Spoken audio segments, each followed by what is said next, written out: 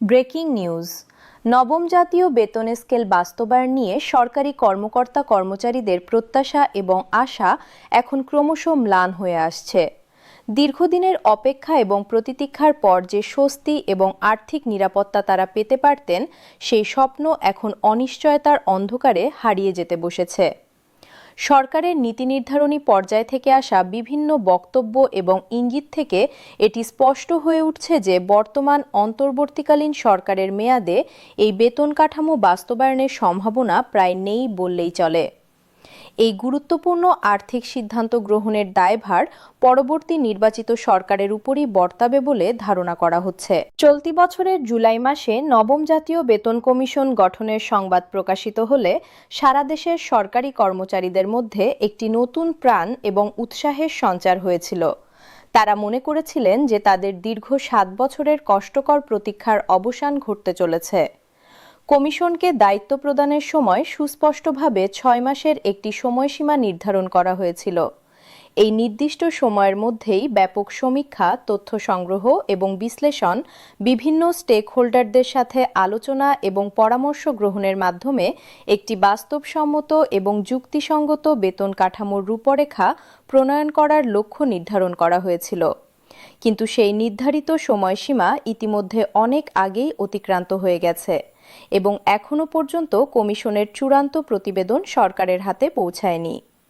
সংশ্লিষ্ট মহলের তথ্য অনুসারে আগামী জানুয়ারি মাসের দ্বিতীয় সপ্তাহে সম্ভবত এই প্রতিবেদন জমা দেওয়া হতে পারে। কিন্তু প্রশ্ন থেকে যায় যে এই বিলম্বিত প্রতিবেদন জমা হলেও সরকার কি তা যথাযথভাবে পর্যালোচনা এবং বাস্তবায়নের জন্য প্রয়োজনীয় সকল ব্যবস্থা গ্রহণ করতে সক্ষম হবে? অর্থ উপদেষ্টা ডক্টর সালাহউদ্দিন আহমেদ একাধিক সভা, সেমিনার এবং প্রকাশ্য অনুষ্ঠানে এই বিষয়ে সরকারের অবস্থান অত্যন্ত সুস্পষ্টভাবে তুলে ধরেছেন। তিনি বারবার জোরালোভাবে উল্লেখ করেছেন যে নতুন বেতন কাঠামোর মতো একটি বিশাল এবং সুদূরপ্রসারী আর্থিক নীতি নির্ধারণের ক্ষমতা এবং দায়িত্ব একটি গণতান্ত্রিক প্রক্রিয়ায় নির্বাচিত সরকারের হাতেই থাকা যুক্তিযুক্ত এবং সঙ্গত। তার বিশদ ব্যাখ্যা অনুযায়ী একটি জাতীয় বেতন স্কেল নিছক মাসিক বেতনের সংখ্যা বৃদ্ধির বিষয় নয়, এর সাথে গভীরভাবে সম্পৃক্ত রয়েছে জাতীয় অর্থনীতির সামগ্রিক সক্ষমতা নিরূপণ, রাষ্ট্রীয় রাজস্ব আয় এবং ব্যয়ের মধ্যে একটি টেকসই ভারসাম্য প্রতিষ্ঠা, বার্ষিক বাজেটে বিপুল পরিমাণ অতিরিক্ত বরাদ্দের সুযোগ যাচাই, প্রশাসনিক কাঠামোতে প্রয়োজনীয় সংস্কার সাধন এবং দীর্ঘমেয়াদী আর্থিক পরিকল্পনা প্রণয়ন। এই সকল জটিল এবং পরস্পর সম্পর্কিত বিষয় বিবেচনা করে একটি অন্তর্বর্তীকালীন এবং সীমিত ক্ষমতাসম্পন্ন সরকারের পক্ষে এমন মৌলিক সিদ্ধান্ত নেওয়া যুক্তিসঙ্গত নয় বলেই তিনি মনে করেন। নির্বাচন কমিশন ইতিমধ্যে আসন্ন দ্বাদশ জাতীয় সংসদ নির্বাচনের সম্পূর্ণ সময়সূচি প্রকাশ করেছে। সেই সূচি অনুসারে আগামী ২২শে জানুয়ারি থেকে দেশব্যাপী নির্বাচনী প্রচারণা কার্যক্রম আনুষ্ঠানিকভাবে শুরু হবে। অন্যদিকে বেতন কমিশনের চূড়ান্ত প্রতিবেদন জমা পড়ার সম্ভাব্য সময় জানুয়ারি মাসের দ্বিতীয় সপ্তাহ। এই ২ তারিখের মধ্যে ব্যবধান অত্যন্ত সংক্ষিপ্ত এবং অপর্যাপ্ত, মাত্র কয়েকটি কর্মদিবস। এই অতি সীমিত সময়ের মধ্যে একটি বিশাল এবং বিস্তৃত প্রতিবেদন সূক্ষ্মভাবে পর্যালোচনা করা, তার অর্থনৈতিক প্রভাব বিশ্লেষণ করা, সংশ্লিষ্ট মন্ত্রণালয়গুলোর সাথে সমন্বয় সাধন করা, আন্তঃমন্ত্রণালয় বৈঠকের আয়োজন করা, মন্ত্রিপরিষদের অনুমোদন গ্রহণ করা এবং সর্বশেষ গেজেট প্রকাশ করা, এই সম্পূর্ণ জটিল প্রক্রিয়াটি সম্পন্ন করা প্রায় অসম্ভব বলেই প্রশাসনিক বিশেষজ্ঞরা মনে করছেন। বিশ্লেষকরা উল্লেখ করছেন যে যদি কমিশন তাদের প্রতিবেদন গত ডিসেম্বরের প্রথম দিকে জমা দিতে পারত, তাহলে হয়তো সরকারের হাতে কিছুটা সময় থাকত। কিন্তু বর্তমান পরিস্থিতিতে প্রতিটি দিন অতিক্রান্ত হওয়ার সাথে সাথে গেজেট প্রকাশের সম্ভাবনা আরও দুর্বল হচ্ছে।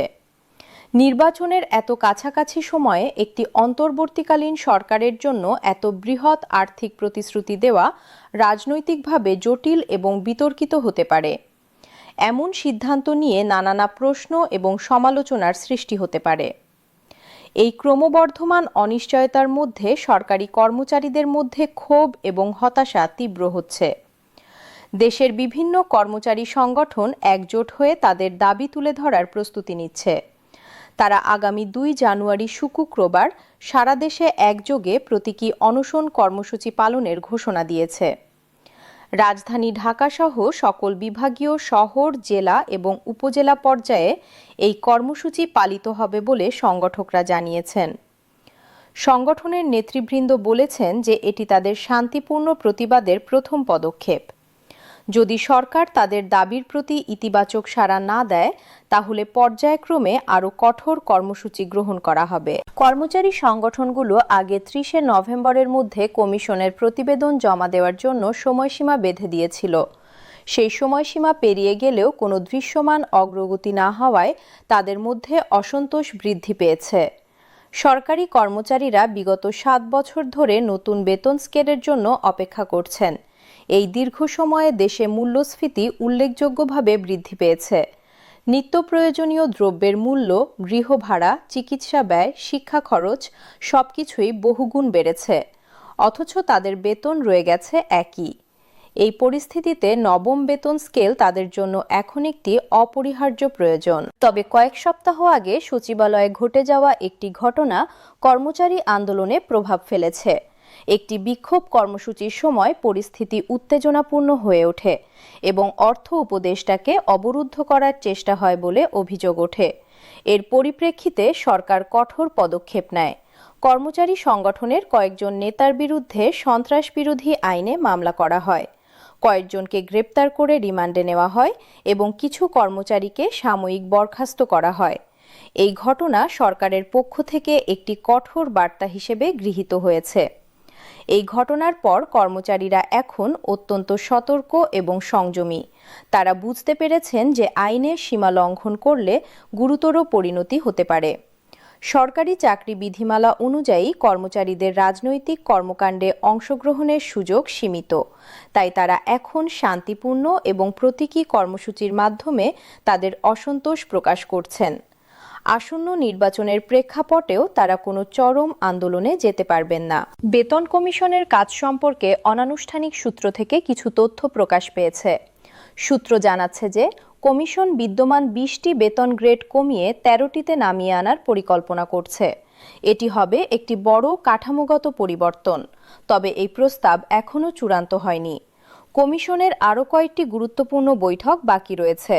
উল্লেখ্য যে কমিশন এখনও আনুষ্ঠানিকভাবে কোনো তথ্য প্রকাশ করেনি, তাই বর্তমানে যা প্রচারিত হচ্ছে তার অনেকটাই এই অনুমান ভিত্তিক। বিশেষজ্ঞরা বলছেন, সামগ্রিক পরিস্থিতি বিশ্লেষণ করলে দেখা যায় যে নবম জাতীয় বেতন স্কেল বর্তমান সরকারের আমলে বাস্তবায়িত হওয়ার সম্ভাবনা ক্ষীণ।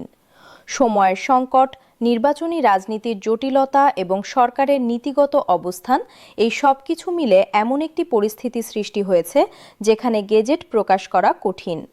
পরবর্তী নির্বাচিত সরকারই সম্ভবত এই দায়িত্ব গ্রহণ করবে। রাজনৈতিক বিশ্লেষকরা মনে করছেন, যে দলই নির্বাচনে বিজয়ী হোক, সরকারি কর্মচারীদের বেতন বৃদ্ধি তাদের জন্য একটি গুরুত্বপূর্ণ বিষয় হবে।